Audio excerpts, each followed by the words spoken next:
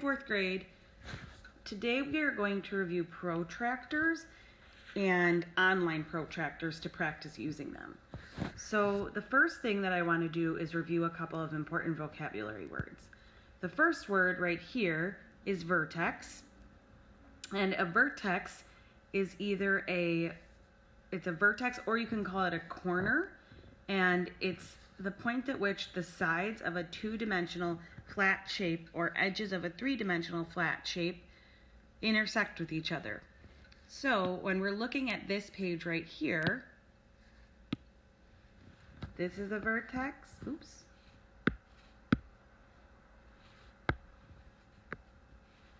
This is a vertex, and this is a vertex.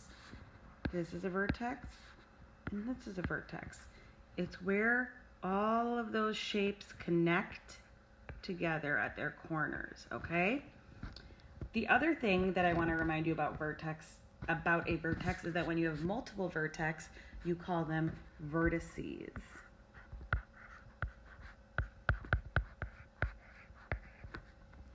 The next word I want to talk to you about is the word ray. We've been using rays a lot lately, and a ray is a set of connected points that continues in one direction without an end. Also, please remember that a ray, when we have one ray and we put another ray attached to it, you create an angle. So next we're going to talk about what is a protractor. A protractor is a tool that is used to measure angles. And if you take a look right down here, you will see the protractor.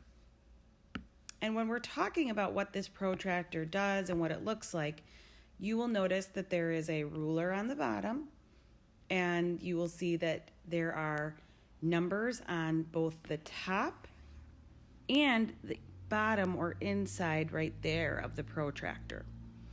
You need to be very careful when you are using a protractor, because you always need to line it up on the center. That's our center spot right there. That's where we're really going to be focusing, that little dot.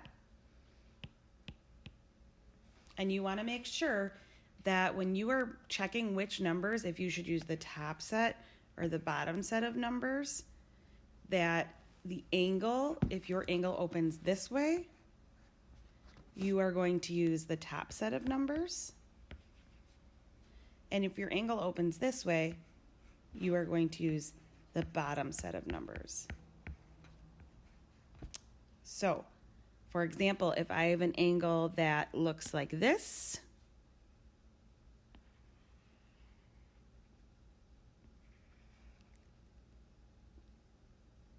this is opening to the left. So I'm going to use the top set, which tells me this angle is 70 or 71 degrees. And if I have an angle that opens this way, I'm going to use the bottom set of numbers. So this tells me that angle is 50 degrees. But if I take a look, and let's say I'm now, instead of looking at my angle like this, I'm looking at my angle like this. So this is my angle. Then I'm going to use the top set. And the top set would tell me this is measuring at 130 degrees. Okay, so that explanation was a little fast. So now we're going to discuss step by step, how do I use a protractor?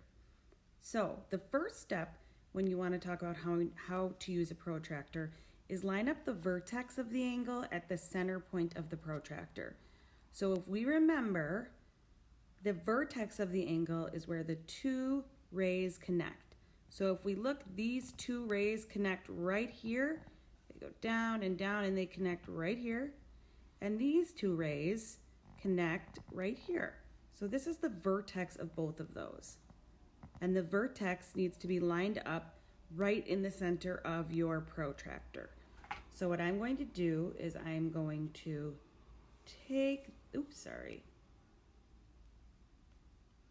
I am going to take this angle right here, and I'm going to bring it up so that the vertex, or that green little dot where they intersect, is right on that center point. Just so that you guys remember,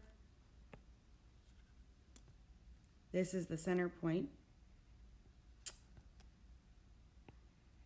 That's the center point, okay? So I'm gonna line up my green dot right on that center point.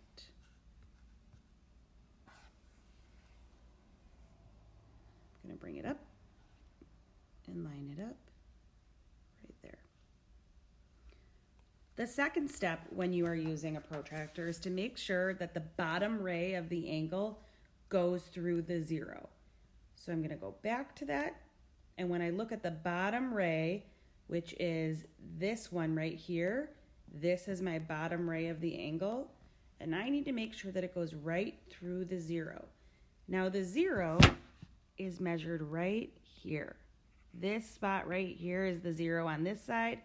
This spot right here is the 0 on this side, that line right there. This line is the 0 and this line is the 0. Okay? So I'm going to bring up my protractor and see I'm going to bring up my angle and I'm going to see, does my bottom ray go right through the 0? Okay, there it is. My vertex of my angle is on the center, and my bottom ray goes right through the 0. There we go. So, I'm going to go back. And the last step is to count up from the 0 until the other ray intersects. This is the measurement of your angle. So I'm going to go back, and what I'm going to do, I don't know if I can zoom. Oh, yeah, I can. So first, let's remember the top, when you are looking at something over here, when you look at your angle that opens this way, you use the top set of numbers, and when you open an angle that looks like this, you go to the bottom set. So I'm going to look at my protractor and look at my angle, and I know that I start right here at 0, and I count up until the second ray intersects. So I'm going to go all the way up, oh, and my second ray hit right there. So what do you think that measurement is? I'm going to use the top set of numbers because it was telling me over here to use the top set of numbers if it opens up that way. So when I zoom back in, it seems like it intersects right after 90 degrees and in between 110 and 90. So I know with my mathematical skills that this is 90, and I can see we're skip counting by 5. So I have 90. I can see that we're skip counting by 10s. So we go 10, 20, 30, 40, 50, 60, 70, 80, 90, 100. This angle intersects right at 100. So this angle is 100 degrees. So then what I'm going to do is check and look and make sure. 100 degrees, I remember, means the angle is obtuse. Does this look like an obtuse angle to you, yes or no? I certainly think so. So we know that that first angle is 100 degrees. So I'm going to clear all of this off. And I'm going to zoom out. And I'm going to take this angle off and move my other angle down. Okay? Or move my other angle up.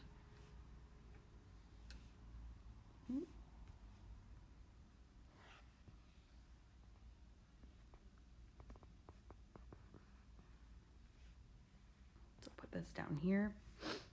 I'm going to bring this angle up.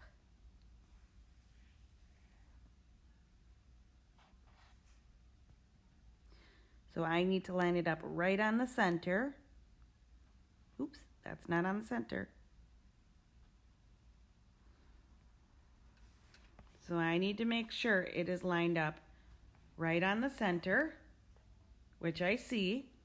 It's lined up right there on the center, on that center point. Oops, lined up right there on that center point. I need to make sure that it goes all the way through to the 0. And I remember my 0 is right here. So this is definitely going through all the way to the 0. And then I need to count up from 0. But my angle is opening up this way, which means I count on the bottom numbers.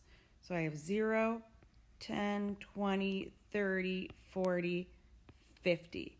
And that tells me that this angle is 50 degrees. And I'm going to zoom out and look just to be sure. I know that 50 degrees is the measurement of an acute angle. So I'm going to look at this and double check. That certainly looks like an acute angle to me when I look at the whole thing. So I know that that measurement is correct. So these are the two most important points that I need you to take away from this lesson when you are trying to measure things on the protractor. The first is I need you to always make sure that you always count up starting at the 0. And I need you to always use your knowledge of acute and obtuse angles to make sure that your answer makes sense.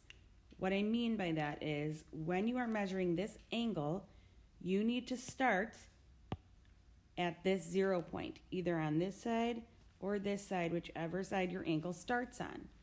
And then you need to count up from 0, like I did. First line, second mark, third, fourth, fifth.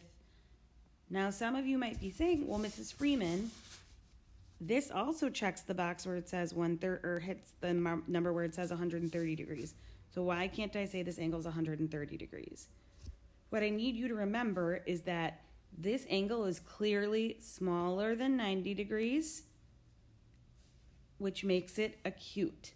When it is smaller than 90 degrees, it is acute. It is not a right angle. It is not an obtuse angle. It is an acute angle. So that's what tells us to use the bottom set of numbers and measure this at 50 degrees rather than measuring it at 130 degrees. So now we're going to give this a try using math apps. When you guys go to the math apps, I want you to go back to the pattern apps, and there is a link in today's assignment slide, and it will be in Google Classroom to show you where it is. And what you're going to do is use a tool called, there's a protractor tool. It looks a little different than the protractor we've been working with, but there's a protractor tool right here. I'm going to bring it up. It's going to pop open, and it's going to look a little bit different than our protractor, as I said. But what you want to do is the same thing we were doing before. So you want to, let's switch this to black just so we can see. You want to bring down your protractor so that it is, the vertex is right at the center point, and you have our vertex is right here at the center point, and we have our bottom rays going through 0. Now, it is not matching up. Our second ray right here is not matching up on the protractor. So what I need you to do is extend the protractor like this. You're going to click these 4 arrows up here, and you're going to pull it open all the way over until it matches perfectly with the ray, like that. And this matches perfectly and tells me that my angle is 130 degrees. So I'm going to then move my protractor over here. And remember, 0 needs to be lined up perfectly with this bottom ray. But this is going to measure my angle the incorrect way. So what you're going to do is you're going to take the 0 and you're going to flip your 0 over here. So here's my 0, lined up perfectly with my vertex in the center. And I'm going to move the protractor, but it says 290, and I know that this is an acute angle.